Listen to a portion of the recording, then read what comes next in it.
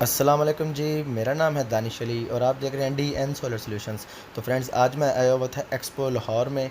यहाँ पे आप देख सकते हैं पकीज़ा बाइक वालों की एग्जीबिशन पे हूँ इस वक्त मैं। इन्होंने काफ़ी अच्छे चीज़ें लॉन्च की हैं। जैसा कि आप देख सकते हैं मेरे सामने एक इलेक्ट्रिक स्कूटी है। इसकी काफ़ी अच्छी प्राइस है और काफ़ी माइलेज भी अच्छी दे रही है। ये इनकी एक 1 to 5 के मुकाबले में इन्होंने बनाई है बाइक। इसकी मैंने प्राइस अभी तक पता नहीं की, इंशाल्लाह आपको अपडेट करेंगे।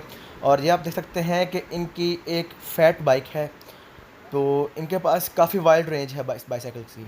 जैसा कि आप देख सकते हैं कि इस बाइक की कीमत इस वक्त 1,40,50,000 रुपये के करीब है, क्योंकि इसमें लिथियम आयन फॉस्फेट बैटरी है और ये काफ़ी अच्छी माइलेज देती है लिथियम आयन बैटरी की वजह से।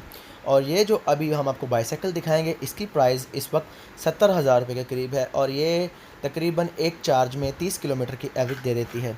तो ऐसी इंफॉर्मेटिव वीडियोस देखने के लिए हमारे चैनल सब्सक्राइब करें। Thank you. अल्लाह हाफिज़।